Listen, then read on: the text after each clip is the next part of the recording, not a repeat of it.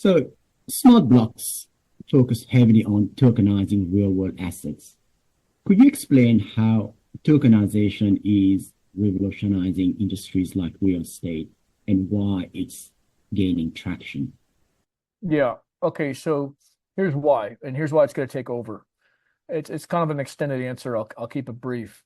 So first of all, the first thing you'll notice about tokenization is it's global, which means anyone can buy it anywhere in the world in 4 clicks. Whereas if you try to do that traditionally, you're dealing with a lot of paperwork. It's one-to-one relationships. It's with accredited investors only if you're in the United States, even if you're putting in $50. So when I talk about antiquated laws, those are antiquated. I shouldn't have to deal with an accredited investor when I'm putting in $50. But that's the rules and that's the law here in the United States. It's not true internationally. So internationally, anyone with $50 does not have to be accredited, but they do have to be, you have to know who they are and you have to make sure they're not doing any money laundering. I doubt anyone's money laundering $50, but stranger things have happened.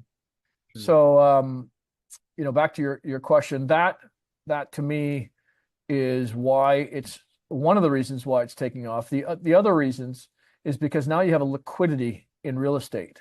If you buy real estate today or invest in real estate today, it's a process to get out of it. And if you're the investor and not the general partner, then you might have to wait 8 years, 10 years, whatever they decide in order to sell it. When you tokenize something, that means your slice of pizza is represented by a digital token that you could trade anywhere in the world with anyone. So that's very powerful. You don't have to stay in an investment if you don't like what's happening to the property or the investment. You can get out, and that's very powerful. And there's like 10 more, but I'm going to give you one more very powerful thing that does not happen today traditionally. And that is you could take that token and you could borrow against it in what's called a DeFi market. These are decentralized finance markets on the internet, usually don't have jurisdictions.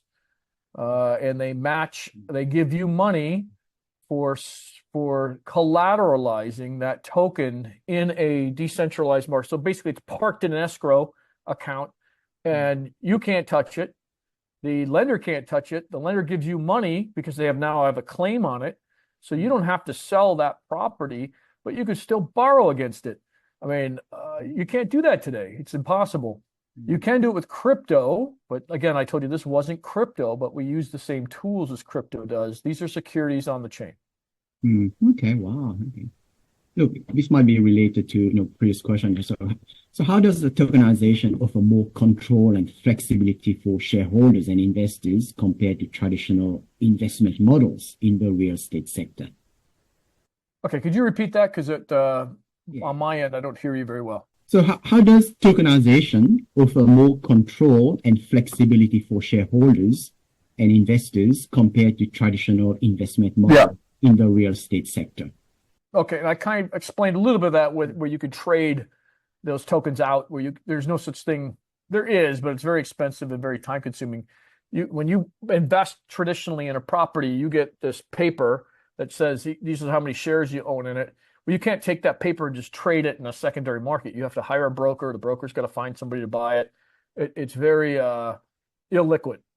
And a lot of times that broker is taking 25% because of how difficult it is. So it's rarely done. Of course, with tokenization, that's instant. Also, I own property all over the world. Why? Because I've invested through tokenization, a digital way of buying these properties all the way around. So I've diversified my risk in terms of investment and for real estate. You can't do that traditionally. You can't go into all these countries and say, hey, I've got $500. I want to buy a piece of your building or in some cases your house. No one's going to do that. That would be crazy. It's way too expensive. And how would you actually, do all the conversions, everything necessary in order to invest $500, and it would cost you $5,000 just to invest that $500. So that's another big one. And then of course the DeFi stuff that I mentioned, the borrowing against these tokens that you cannot do traditionally is a third one. There's many more, but your show's not long enough.